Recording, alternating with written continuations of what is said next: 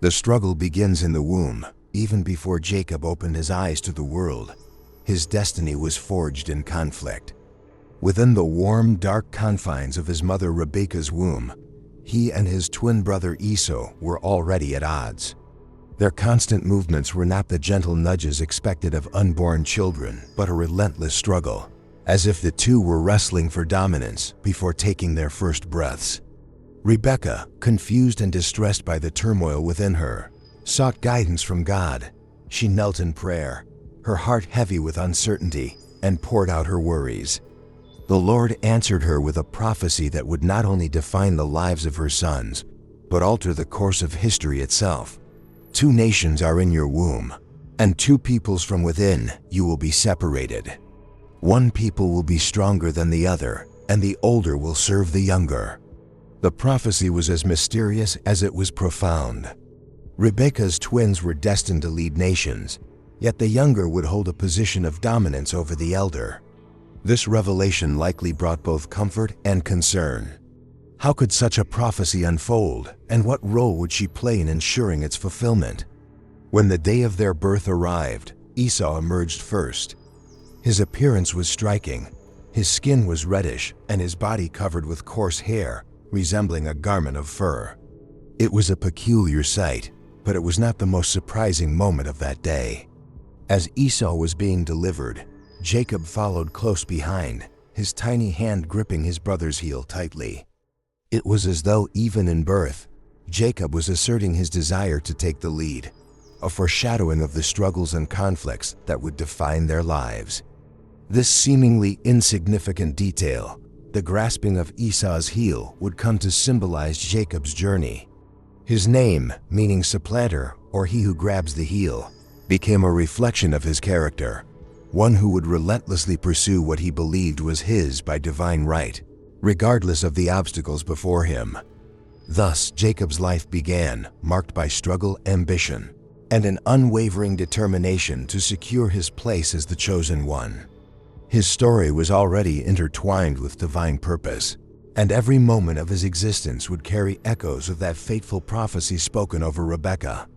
The exchange of the birthright, Jacob and Esau, could not have been more different as they grew. Esau was a man of the wilderness, rugged and untamed, a skilled hunter whose exploits filled his father, Isaac, with pride. Jacob, on the other hand, was a man of contemplation and wisdom, preferring the quiet life of the tents. Under the watchful care of their mother, Rebekah, Jacob learned to observe, to listen, and to plan a sharp contrast to his impulsive brother. One fateful day, Esau returned from the fields utterly exhausted and famished. His pursuit of game had left him empty-handed, and his hunger consumed him. Meanwhile, Jacob, ever opportunistic, was cooking a rich, aromatic stew. The smell wafted through the air, drawing Esau to his brother like a moth to a flame. "Quick, let me have some of that red stew," Esau demanded, his voice rough with desperation. Jacob, calm and calculating, saw an opening. "First, sell me your birthright," he replied. Esau scoffed at the suggestion, but his hunger overpowered his judgment. "I'm about to die. What good is the birthright to me?" he said, dismissing its significance. Without hesitation, he swore an oath, trading his sacred inheritance for a fleeting satisfaction, a simple bowl of stew.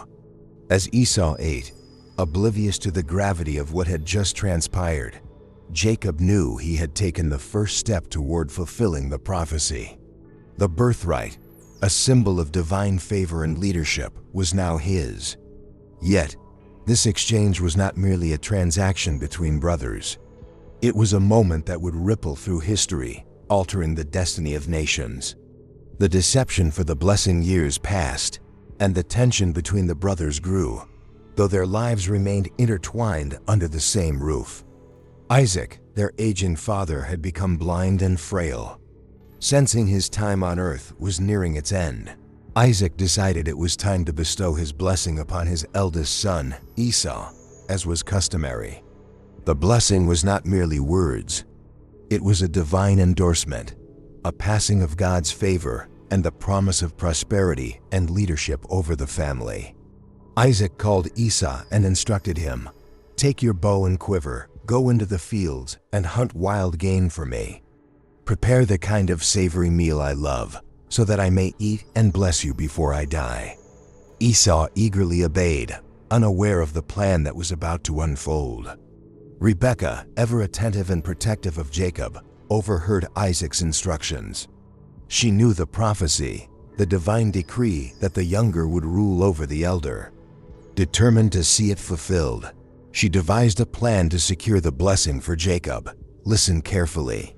She told Jacob, "Go to the flock and bring me 2 choice young goats. I will prepare them just the way your father likes, and you will take it to him, pretending to be Esau, so he blesses you instead." Jacob hesitated, torn between obedience to his mother and fear of the consequences. "But my brother Esau is a hairy man, and I have smooth skin. If my father touches me, he'll know I'm deceiving him, and I'll bring a curse on myself instead of a blessing." Rebekah, resolute, replied, "Let the curse fall on me, my son. Just do as I say." Disguised in Esau's clothing and with goat skins on his hands and neck to mimic Esau's hairy texture, Jacob approached his father. His heart pounded in his chest as he carried the food into the dimly lit tent.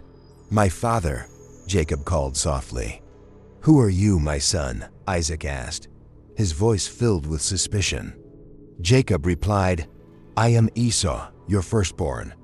I have done as you told me. Please sit up and eat so that you may give me your blessing." Isaac paused, uncertain. "How did you find it so quickly, my son?" "The Lord your God gave me success," Jacob lied, his voice steady despite the inner turmoil. Isaac touched Jacob's hands, feeling the coarse goat skins, and smelled the scent of Esau's clothing. Though his doubts lingered, he pronounced the blessing, "May God give you heaven's dew and earth's richness, an abundance of grain and new wine. May nations serve you and peoples bow down to you. Be Lord over your brothers, and may the sons of your mother bow down to you. May those who curse you be cursed, and those who bless you be blessed." Jacob's heart raced as the words sank in. The blessing was his. Yet, as he left the tent, guilt and fear gripped him, knowing the storm of consequences that would soon follow. Jacob's flight and the dream at Bethel. The deception had been carried out, and Jacob, with his father's blessing in hand, felt both victorious and uneasy. As the door to Isaac's tent closed behind him, his heart pounded with a mixture of triumph and fear. He had received what he desired, but he knew that the consequences would not be so easily avoided. As the blessing echoed in his mind, a storm was brewing outside. Esau would return soon, and with him, the fury of betrayal. Esau did indeed return, and when he discovered that Jacob had stolen both his birthright and his father's blessing, the fire of anger blazed in his heart. With a shout of rage, he declared, "The days of mourning for my father are near. Then I will kill my brother Jacob." Rebekah overheard the threat and quickly sent Jacob away, urging him to flee to her brother's house in Haran to save his life. "Your brother's anger will subside, and you will return in peace," she assured him, though her words were more a hope than a certainty.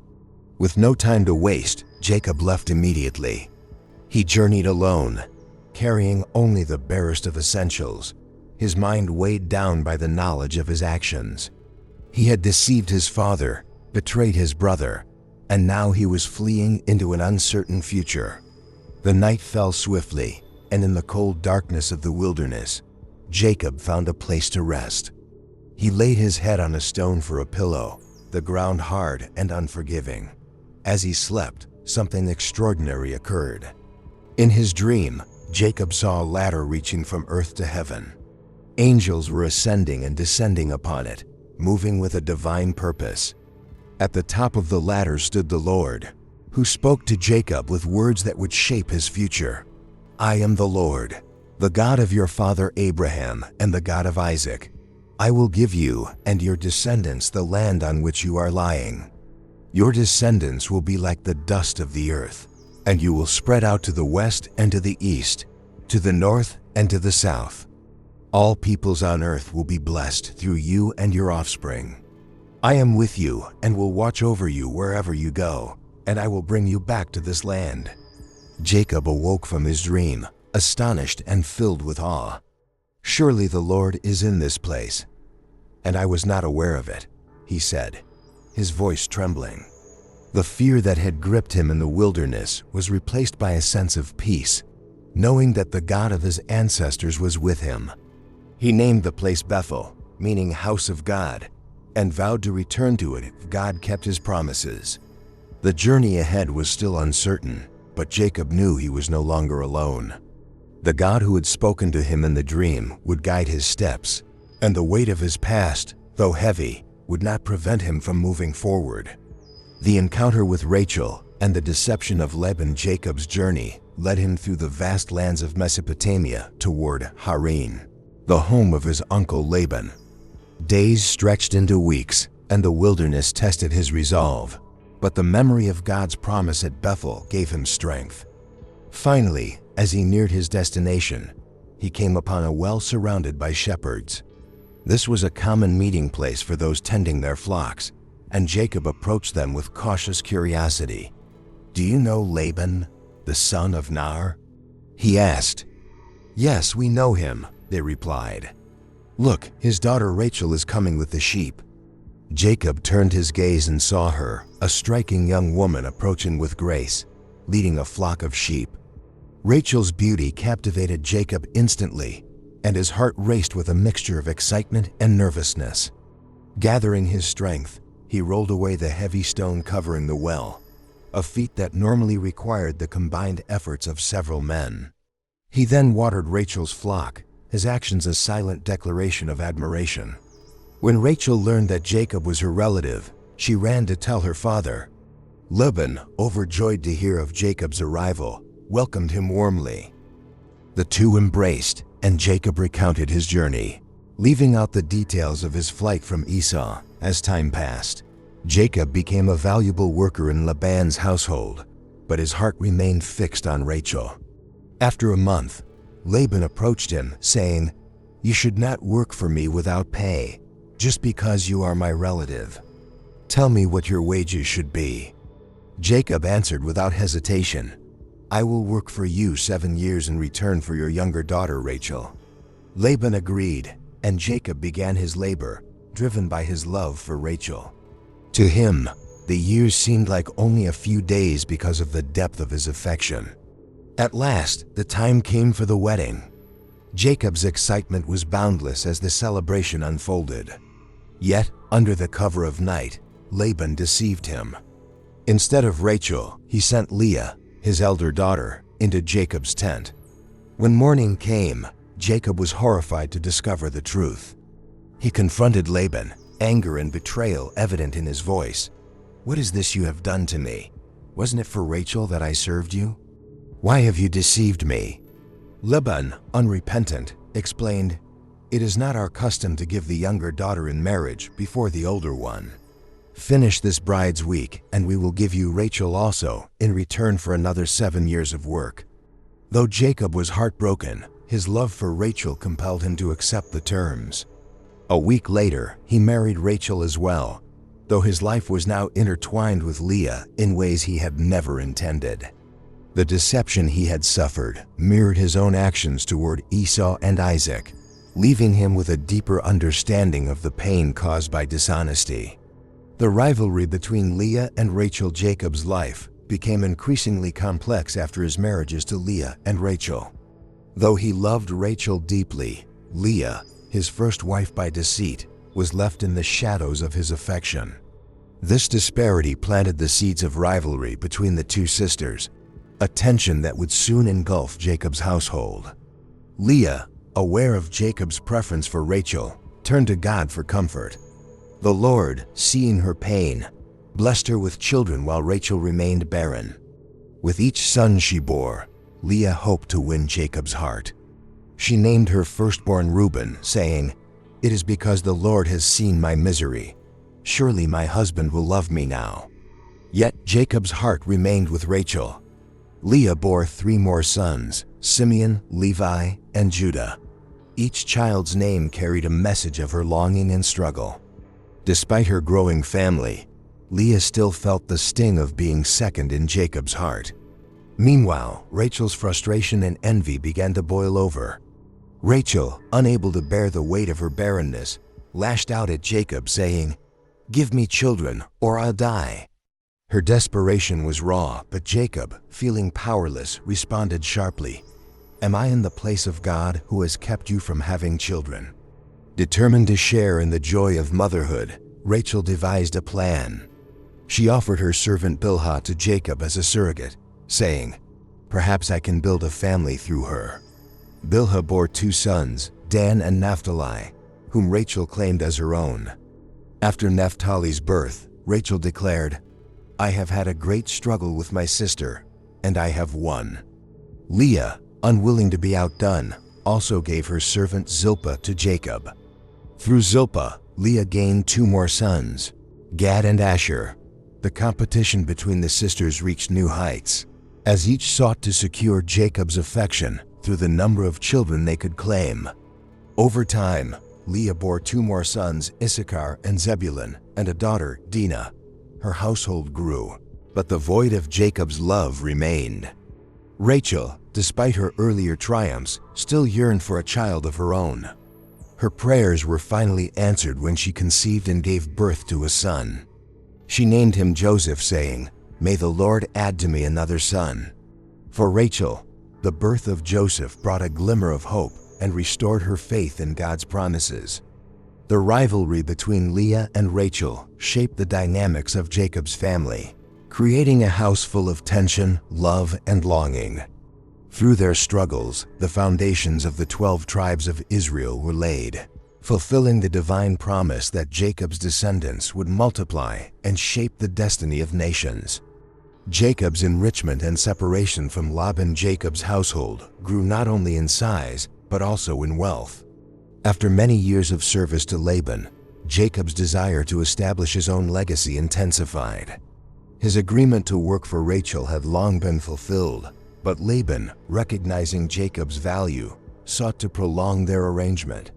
However, Jacob was determined to secure a future for his family. "Send me on my way so I can go back to my own homeland," Jacob said to Laban.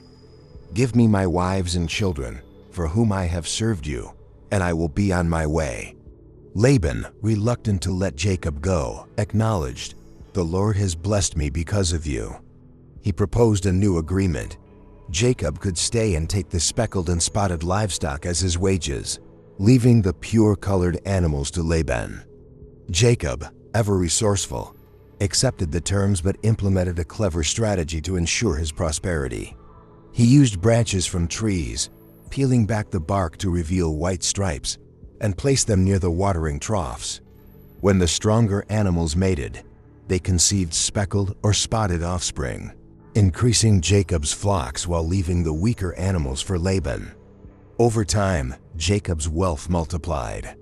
His flocks grew large, and he amassed servants, camels, and donkeys. Laban's sons began to whisper among themselves, accusing Jacob of taking what rightly belonged to their family. Laban's attitude toward Jacob shifted, becoming cold and resentful.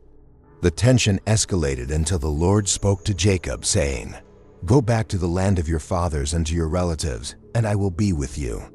Trusting in this divine command, Jacob called Rachel and Leah to the fields and explained his plan to leave.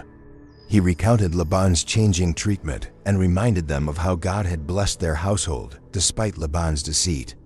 Rachel and Leah, recognizing their father's dishonesty, supported Jacob's decision.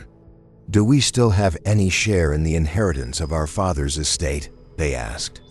"Surely all the wealth that God took away from our father belongs to us and our children. Do whatever God has told you." Under the cover of night, Jacob gathered his family and possessions and began the journey back to Canaan. Unbeknownst to him, Rachel secretly took her father's household idols, an act that would later lead to conflict. When Laban discovered their departure, he was furious. He gathered his men and pursued Jacob for 7 days, overtaking him in the hill country of Gilead. But God intervened, appearing to Laban in a dream and warning him not to harm Jacob or say anything good or bad to him.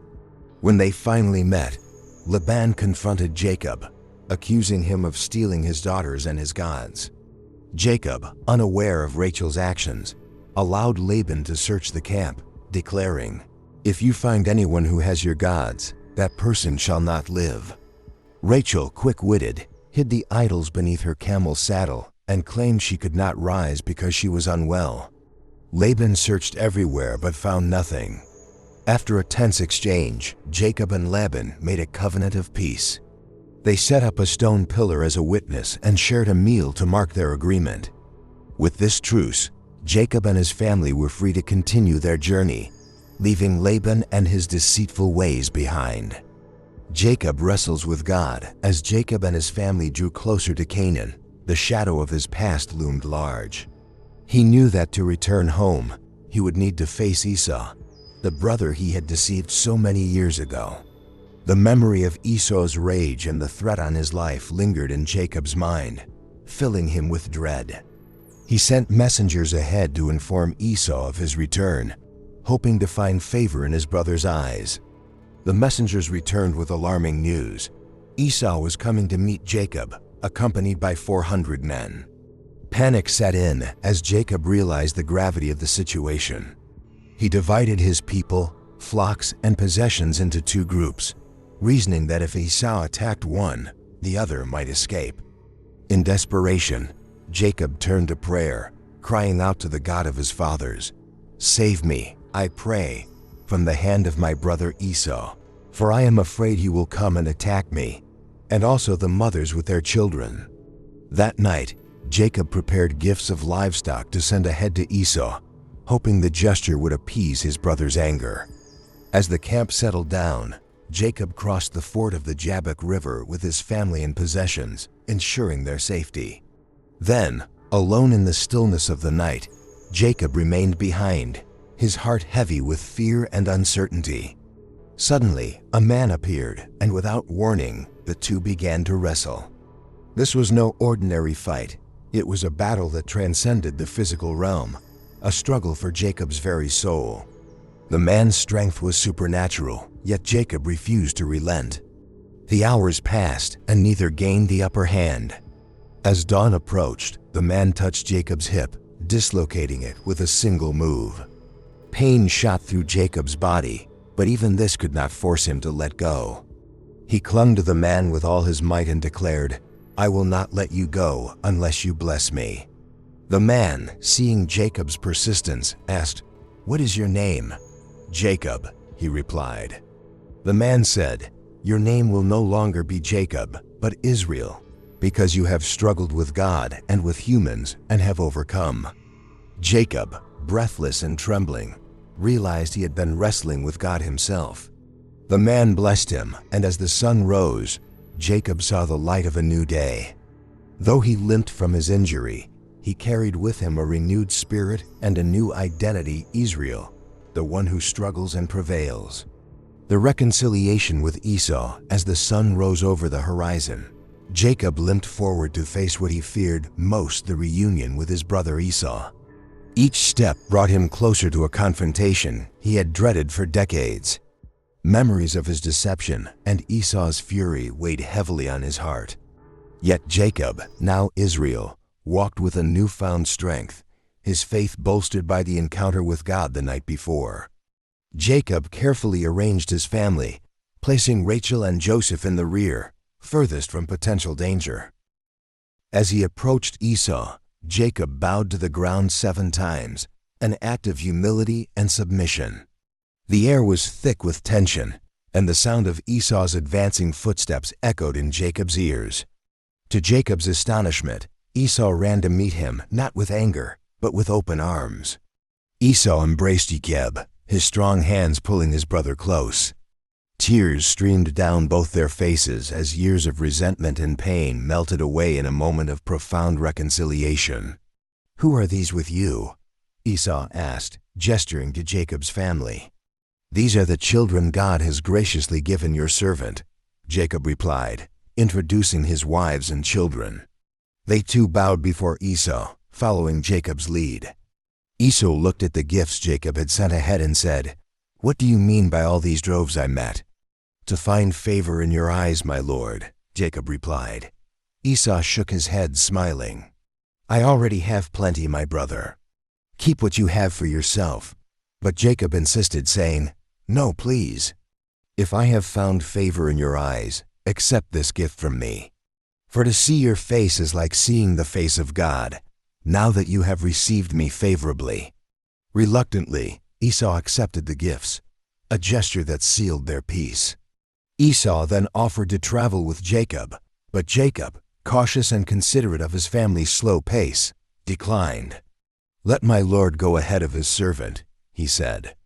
"We will follow at a pace that the flocks and the children can manage." Esau agreed, and the brothers parted ways peacefully. This reconciliation marked a turning point in Jacob's life. The fear that had once consumed him was replaced with gratitude and relief. God's faithfulness had been evident in every step of his journey, and the promise of a new beginning lay ahead. The legacy of Jacob, with the reconciliation behind him, Jacob journeyed further into Canaan, the land promised to him and his descendants. He led his family through the rolling hills and fertile valleys, seeking a place to settle and fulfill the covenant God had made with him. His faith was steadfast, but his journey was far from over. As Jacob reached Shechem, he purchased a plot of land and built an altar, naming it El Elohe Israel, God the God of Israel. This act was not just a gesture of devotion, but a declaration of his identity. Jacob, now Israel, was no longer the deceiver, but the chosen one, the patriarch of a nation destined to bring God's blessings to the world. However, peace was fleeting. The family endured tragedy when Jacob's daughter, Dinah, was violated by Shechem, the prince of the land. In an act of vengeance, Jacob's sons Simeon and Levi attacked the city, killing all the males and plundering its wealth. Jacob, horrified by their actions, feared reprisal from the surrounding nations. He gathered his family and fled to Bethel, the place where God had first appeared to him in the dream of the ladder.